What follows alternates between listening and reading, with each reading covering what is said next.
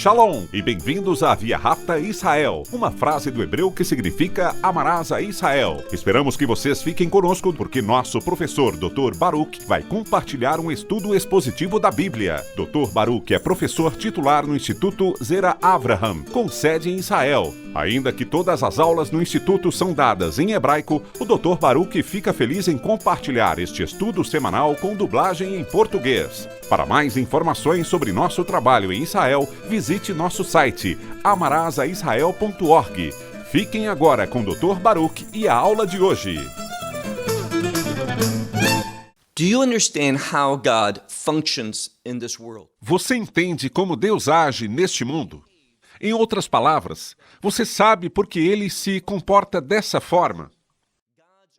Somente pela Escritura, pela revelação de Deus ao homem, que podemos perceber corretamente a vontade de Deus para a nossa vida e para o que Deus faz além da nossa vida ao realizar sua vontade perfeita. Pegue sua Bíblia e olhe comigo no livro de Romanos, capítulo 9. Livro de Romanos, capítulo 9. Semana passada, nós concluímos com o versículo 9. E nós vimos que Deus estava fazendo uma promessa. Deus não mente. Ele fala somente a verdade. Portanto, nós precisamos ser pessoas que acreditam no que Deus diz, como também precisamos responder aquilo que Ele diz. De fato, é sobre isso que se trata a fidelidade. Deus fez uma promessa a Abraão e a Sara, na forma de um acordo de aliança. Essa promessa foi, antes de mais nada, para abençoar. Essa é a natureza de Deus. Esse é o caráter de Deus. Ele ama abençoar a humanidade. E ele faz isso oferecendo uma promessa.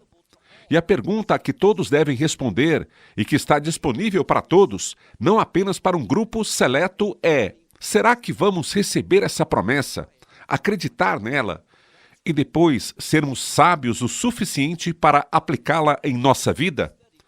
É disso que se trata a fidelidade. Agora, no último versículo que estudamos, nós lemos que Deus está vindo.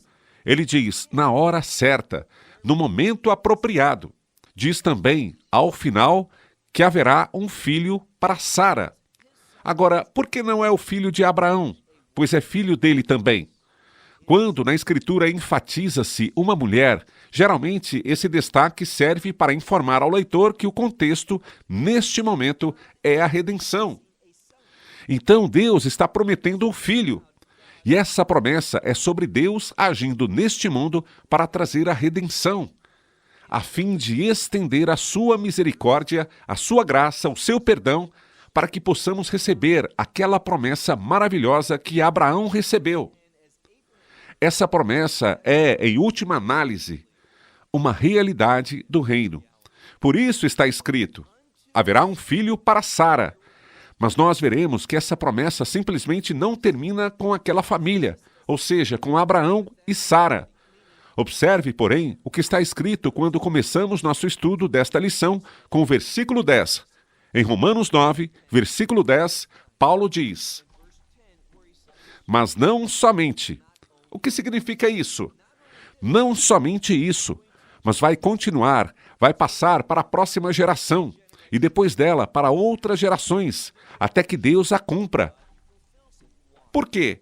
Porque esta promessa não é apenas para uma família, mas é para todas as nações da terra.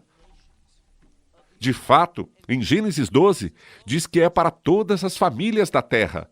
Deus ama a família, o lar. Repetindo, ele faz uma promessa de abençoar todas as famílias. Mas aqui está a pergunta: você vai se posicionar para receber essa promessa, a fim de encontrar a bênção de Deus? Afinal de contas, como se faz isso? Pela fé, pelo exemplo de Abraão, pois ele acreditou na palavra de Deus. E essa fé se manifestou não apenas com um acordo cognitivo, mas também produziu bons frutos. Ou seja, a vida de Abraão refletia naquilo que ele acreditava. Dessa forma, nós não somos salvos pela forma como nossa vida reflete isso, mas nós somos salvos pela graça, não pelas obras. E nós vamos aprender claramente sobre isso. Porém, para aquele que tem fé, essa fé age em sua vida e acaba trazendo uma mudança em sua vida para que ele se submeta às promessas de Deus. Está escrito no versículo 10, mas não somente, que significa não apenas isso, mas também Rebeca. Rebeca é a esposa de Isaac ou Isaac. Está escrito, mas também Rebeca que concebeu. Ela também concebeu um filho. E continua o versículo D1. E quem é esse alguém? Olhe agora no final deste versículo, do versículo 10, onde diz, de Isaac, nosso pai. Normalmente nós pensamos em Abraão, nosso pai. Mas a promessa feita a Abraão foi para a próxima geração. E nós vemos que ela tem continuidade. Continue lendo, veja agora o versículo 11. No versículo 11 está escrito, pois não sendo assim, ou seja, ainda não, pois não tendo ainda nascido. Nós sabemos que a estrutura da frase, ainda não tendo nascido, está no plural. Então, nós não estamos falando de uma pessoa, mas estamos falando de duas pessoas. E daqui a pouco veremos que está se falando sobre os gêmeos, que virão deste casamento, desta relação de aliança entre Isaac e Rivka, ou seja, Isaac e Rebeca. Observe o que Deus diz e por que ele diz isso. Repetindo, pois não tendo ainda nascido, além de não terem. Em seguida, está escrito realizado ou feito. Esta é a mesma palavra em grego de onde obtemos o nome do livro dos Atos dos Apóstolos. Assim, a palavra é atos. Eles não tinham feito nada. E na Escritura diz, não tendo ainda nascido. Portanto, evidentemente, não tendo feito nada, seja o bem ou o mal. Sendo assim, eles não haviam feito absolutamente nada. Mas observe o que a Escritura diz, que é para nos ensinar que Deus se mexeu, que Deus agiu. E o que ele fez? Paulo diz, para que há. Na maioria das Bíblias está escrito eleição. Nós aprendemos anteriormente que a palavra eleição muitas vezes vem com uma bagagem teológica muito pesada. Mas quando olhamos para essa palavra eleição, a forma mais simples de compreendê-la seria simplesmente uma escolha, uma opção. Se prestarmos atenção a ela, descobriremos que esta palavra que é traduzida como eleição é uma palavra composta e que deriva de duas palavras gregas, que significa de ou a partir de, e a raiz principal desta palavra é a palavra lego, que significa aquele que fala.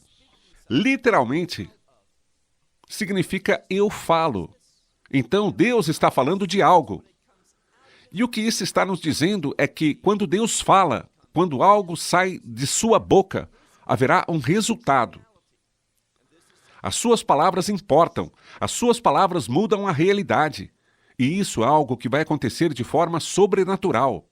A mão de Deus é, muitas vezes, algo sobrenatural. Não tem uma explicação humana. O homem não consegue fazer isso. O homem não pode fazer com que isso aconteça. Somente Deus pode.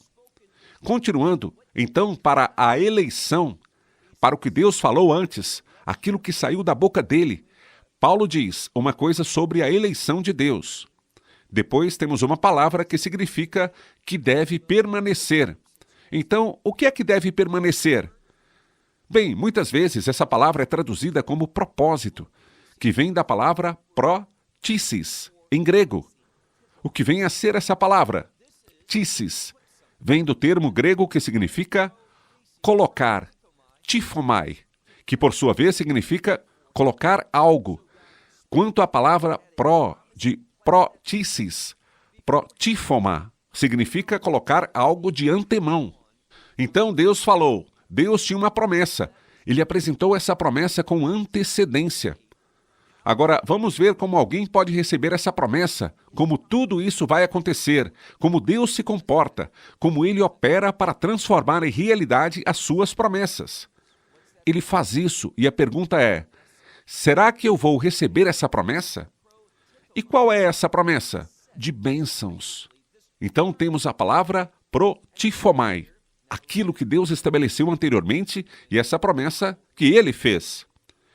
E ele diz aqui, olhe agora no versículo 12, que na minha Bíblia está escrito, não por obras. Aqui vemos de quem estamos falando. Não vai se tornar realidade pelas obras do homem, mas é o homem que vai determinar isso. E quem será então? Deus fará isso, não baseado em obras. Então, essa é a promessa maravilhosa de Deus deste termo de aliança, conhecido como bênção. Aqui estamos falando sobre uma bênção do reino, uma bênção que vai mudar o mundo para a eternidade. E quando o mundo mudar, ou seja, quando o reino eterno de Deus se estabelecer, e isso não vai acontecer pela ação do homem, não será baseada em obras. Ao invés, diz a mesma palavra, mas de ou a partir daquele que chama. A palavra usada para chamar é um convite, que vai se basear naquele que convida. E quem é a pessoa que faz o convite? É Deus. Agora vamos aprender mais sobre como podemos nos tornar um destinatário de Deus, que nos chamou para esta promessa.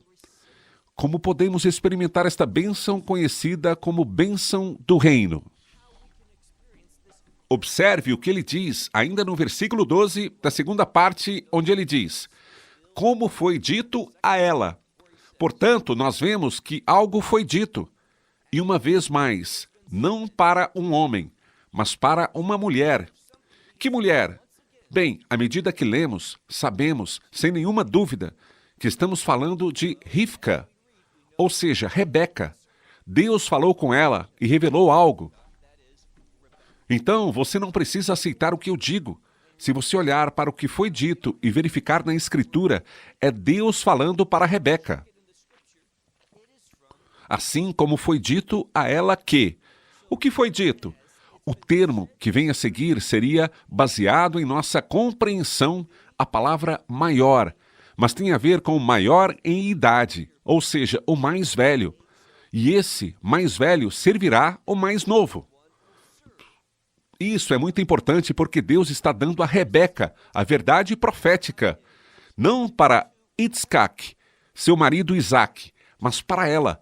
Mais uma vez, uma mulher está assumindo o papel principal nos textos bíblicos. Então nós estamos continuando nesse mesmo contexto de redenção. A promessa de Deus é que Ele vai redimir a humanidade. Todo ser humano? Não.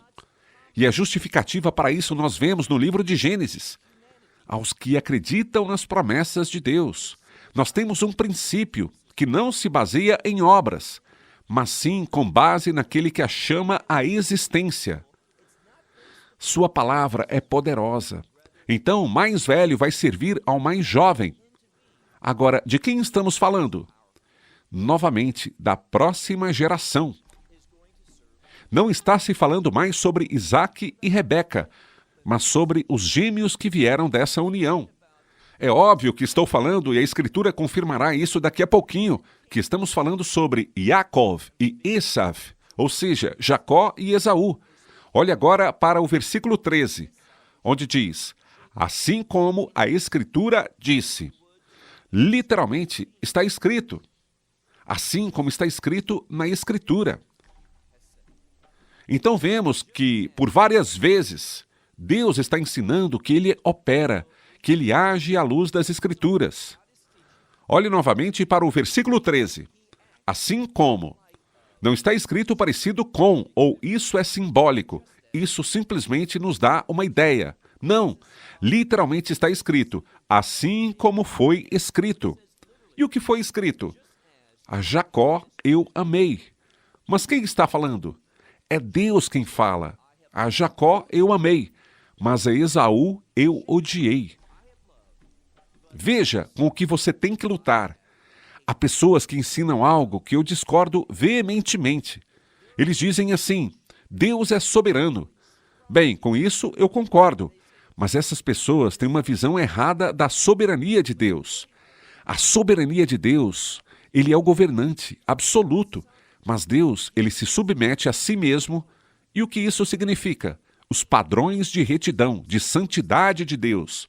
Deus, ele é soberano, mas ele não pode mentir. Deus é soberano, mas ele não provoca. Ele não leva ninguém a pecar. Essas coisas não limitam sua soberania. É simplesmente seu caráter. O que precisamos aprender é sobre como Deus age neste mundo para a humanidade. Portanto, a Escritura diz assim: a Yaakov, a Jacó, eu amei, mas a Esaú eu odiei. Muitas pessoas ensinam que Deus é um Deus que governa, e ele pode fazer o que quiser, mas isso não é o que a Escritura está dizendo. Uma das coisas que sempre pergunto às pessoas que têm essa teologia reformada, que, em minha opinião, é vergonhosa e contrária à revelação de Deus, que também desencaminha muitas pessoas, é isso. De onde esta passagem foi tirada? E eles dizem, de Romanos 9. Não, nós a encontramos na profecia de Malaquias, no capítulo 1. E não vem até nós do nada, ou seja, Deus simplesmente diz: eu sou o Deus soberano. Portanto, eu escolhi fazer isso, porque eu quero. Jacó, eu amo. E porque sou um Deus todo-poderoso, eu decidi odiar Esaú. A Escritura de maneira alguma nos diz isso, mas é assim que muitas pessoas ensinam. Deus simplesmente escolheu um deles e colocou o outro de lado, cheio de ódio. Isso não é de Deus, não é assim que ele se comporta. Leia qual é o contexto em Malaquias capítulo 1. O que você vê aqui é que Deus revela algo a Esaú, e que Esaú está fazendo algo que Deus não aprova. E Deus diz a ele: eu vou destruir essas coisas. E o que diz Esaú? Esaú diz de forma desafiadora, com rebeldia: eu vou voltar e vou construir tudo de novo. Veja o que aprendemos. Esaú não se submete a Deus. Ele faz o que quer. Ele segue seu plano. Quanto a Jacó, vou repetir, que nome maravilhoso é Jacó. É um nome que vem do hebraico Yaakov, que é um verbo que significa ele seguirá. É uma palavra que implica em se buscar algo, e nós falamos sobre isso muitas outras vezes. O nome não significa suplantador ou enganador. Nós não vemos Jacó mentindo, não vemos Jacó fazendo nada que seja incorreto, especialmente quando se trata da primogenitura e da bênção que Jacó recebeu. Sabe, o que acho espantoso é que Esaú vendeu sua primogenitura para Jacó. Será que ele tinha que fazer isso? Não, de jeito nenhum. Será que ele deveria fazer isso? Não, ele também não precisava fazer isso. Havia outras coisas para comer naquela casa. Estamos falando sobre uma família rica. Mas eis o que a Escritura revela. Esaú quer o que ele quer. E ele quer isso segundo as suas condições. Quando ele se viu frente ao direito de primogenitura, o que ele fez? Ele disse: o que é essa primogenitura para mim? Literalmente, é isso que está escrito em hebraico. Por que essa primogenitura para mim? Para que ela serve? E assim que Esaú descobriu que principalmente não era apenas para ele, mas Deus queria abençoar a humanidade. Ele não estava interessado. É por isso que precisamos nos conformar com o que diz a Escritura. Você percebe que no livro de Hebreus, Deus fala de Esaú. E ele diz que Esaú é um homem imoral e perverso. Mas preste atenção agora. Muitos dos chamados professores de Bíblia conhecidos, respeitados, eles olham para essa história de Jacó e Esaú com o direito de primogenitura e a bênção. E eles concluem que Esaú é uma vítima, que Esaú é o bom e é Jacó o mau, um mentiroso, um enganador.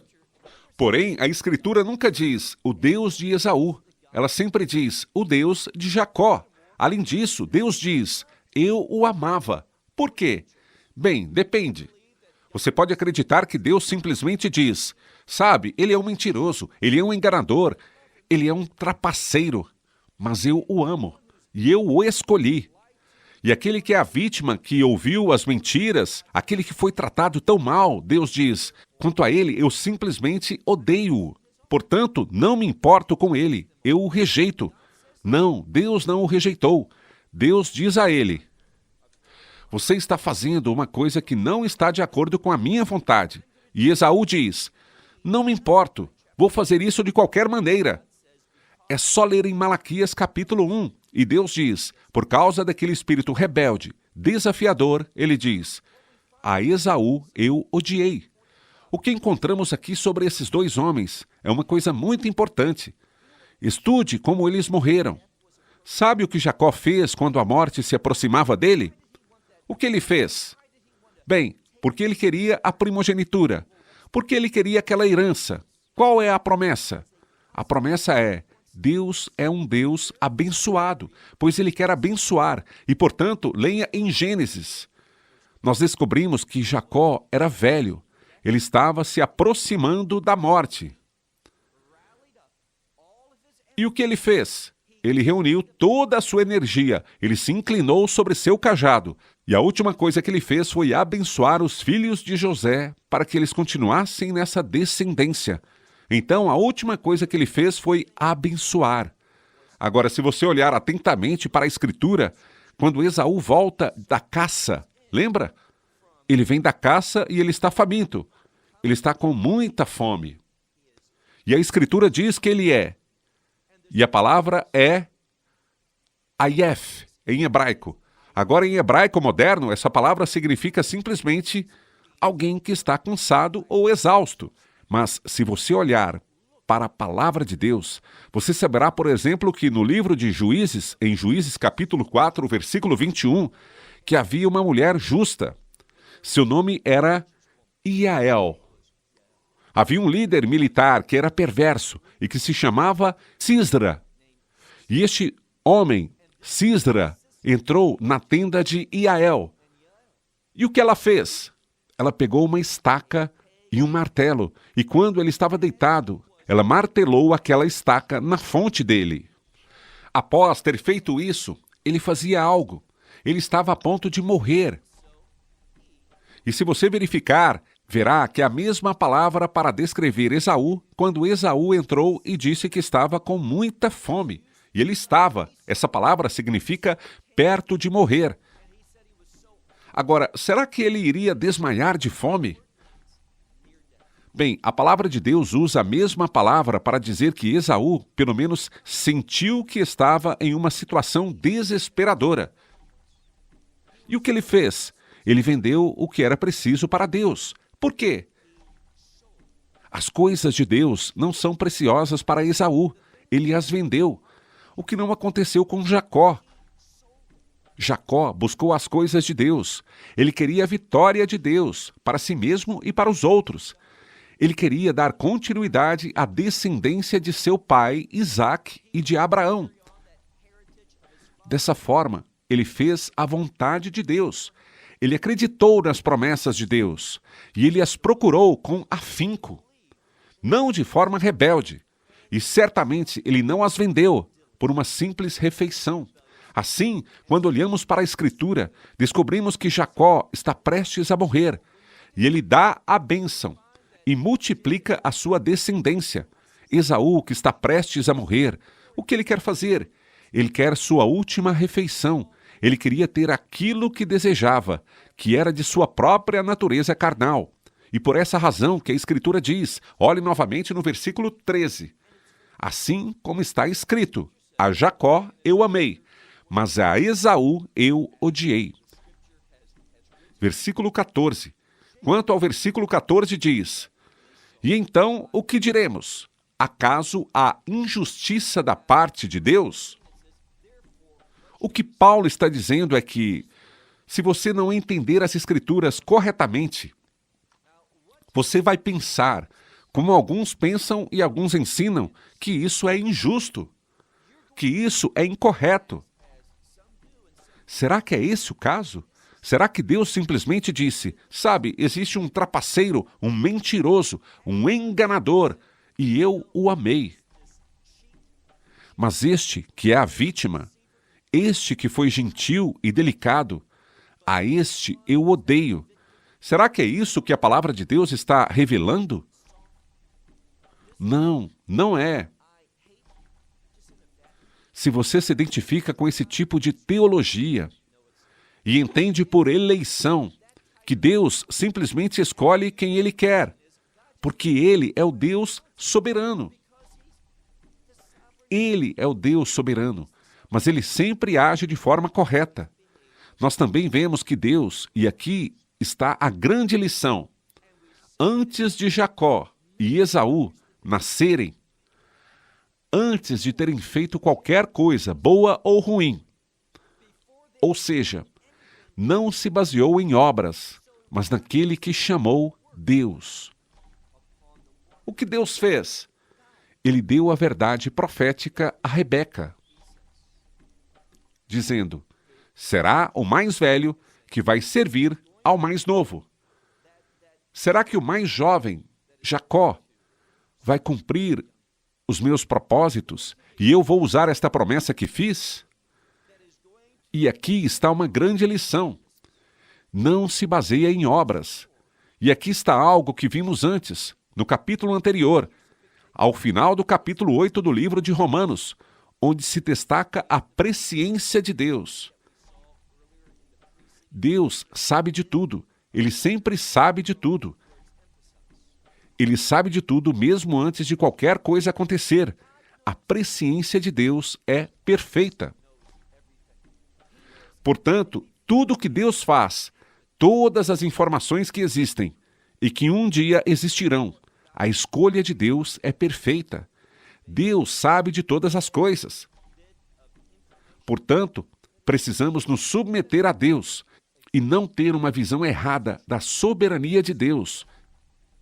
E pensar que Deus, do nada, escolhe um e rejeita outro. Não, Deus decide isso com base em sua vontade perfeita, em suas grandes promessas. E o que Deus disse, exatamente como Ele disse a Rebeca, o mais velho servirá ao mais jovem. O que Deus diz será revelado, de forma que a palavra de Deus permaneça totalmente. Esse é o Deus que você e eu servimos. That is the God that you and I serve.